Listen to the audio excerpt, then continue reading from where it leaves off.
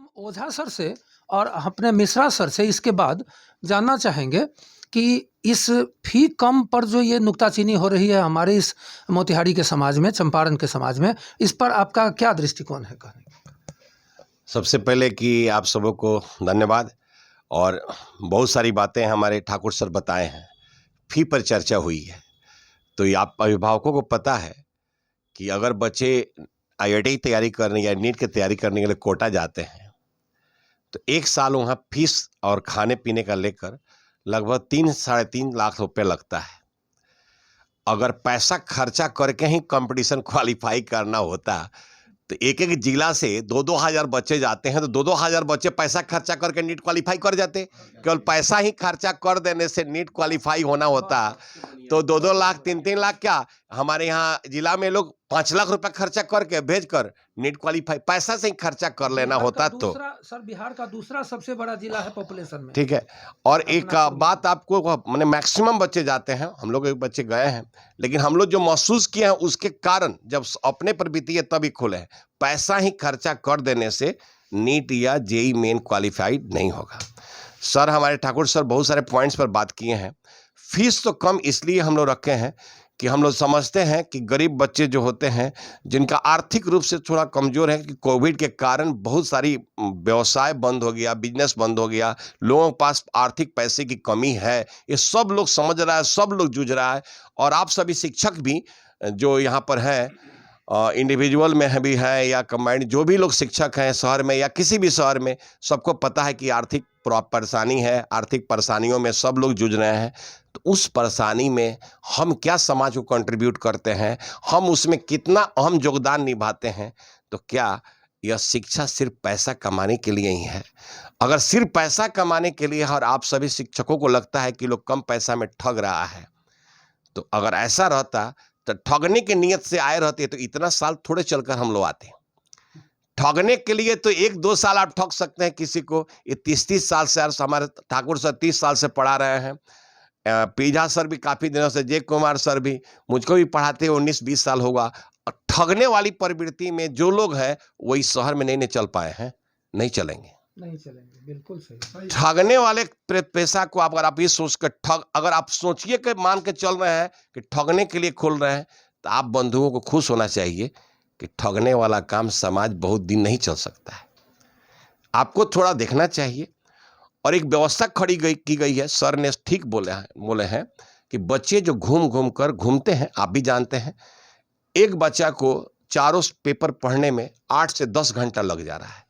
24 घंटा का टाइम है, उसको सेल्फ स्टडी करने का मौका नहीं मिलता है, उसको कुछ क्वेश्चन सॉल्व करने का मौका नहीं मिल रहा है, खुद से किताब पढ़ने का मौका नहीं मिल रहा है। हो क्या रहा है कि हम आप बोर्ड पर लिखा दे रहे हैं, बच्चे कॉपी में नोट कर ले रहे हैं, उस कॉपी इतना थक जा रहा है घूमते घूमते कि उस कॉपी को भी खोल कर नहीं देख रहा है, अब फिर कल आकर वही कॉपी खोल रहा है।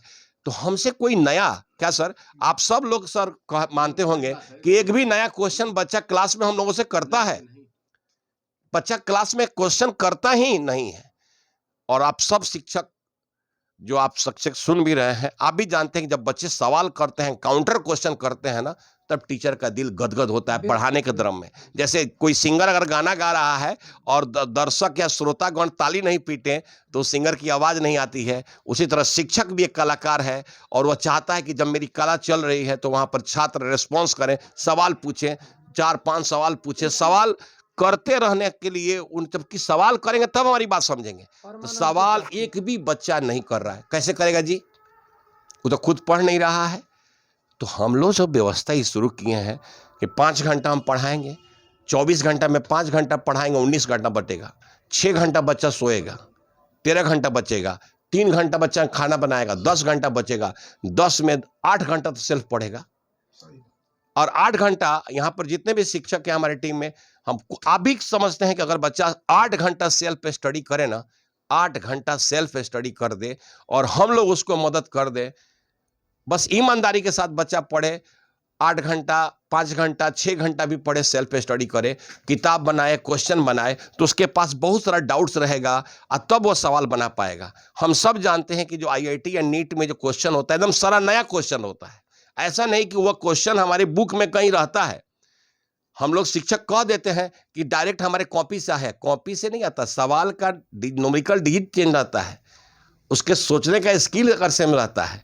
आईआईटी का जब एग्जाम होता है एडवांस का, तो पूरा 1 साल जब होने के बाद 1 साल तक टीम लगी रहती है, क्वेश्चन सेट करते रहती है, और हम लोग कह देते हैं कि हमारे कॉपी से आया है। ठीक है, चलिए धंधा करना है तो हम कह देते हैं। तो ठगने की प्रवृत्ति यह है कि यह जब हम कहते हैं कि देखो बाबू ये मेरे कॉपी से आया है, ये इसको कहते हैं ठगना। ठगना इसको कहते हैं। ठगना ये नहीं कहते हैं कि ठगने का मतलब है कि हम बच्चे को बरगलाएं। बच्चे को जब सवाल पूछे तो हम कहें बाबू तुमको कल बताएंगे, परसों बताएंगे। डाउट्स पूछे तो क्लास में डांट दें। हम तो ये भी सुनने में आ रहा है लोग डांट देते हैं, भैया जो हमको हमारा वो ग्राहक है, लक्ष्मी है, हमसे सवाल पूछ रहा है, अगर उस समय टाइम आपके पास नहीं है तो आप ही कह सकते हैं आप आधा घंटा बैठो, 1 घंटा बैठो। लेकिन इस जो कॉमन प्लेटफॉर्म बना है इसमें हमारे पास डाउट सेशन रहेगा, हमारे फैकल्टी बैठे रहेंगे, इमीडिएट बच्चों का डाउट दूर होगा। इसमें जब घूम घूम कर बच्चे पढ़ते हैं तो डाउट, चूंकि हम लोग भी बिजी हैं, डाउट क्लियर नहीं कर पाते हैं। तो बहुत सारा खूबी है, बहुत खूबी इसमें। डिमेरिट निकाला जाए तो बहुत कम है, और खूबी है। खूबी गिनने के लिए, डिस्कशन करने के लिए बहुत टाइम है, लेकिन हम चाहेंगे कि हमारे सभी शिक्षक कुछ न कुछ अपने पॉइंट्स को रखें। तो आप अभिभावकों से कहना चाहेंगे कि चंपारण क्लासेस के में आए और अपने छात्रों का भविष्य उज्जवल करें। और छात्रों से हम कहना चाहेंगे कि और किसी अन्य के बातों में आने की ज़रूरत नहीं है। आपके पास विवेक है, आप इस उम्र में है कि अच्छा भला अपना सोच सकते हैं। धन्यवाद।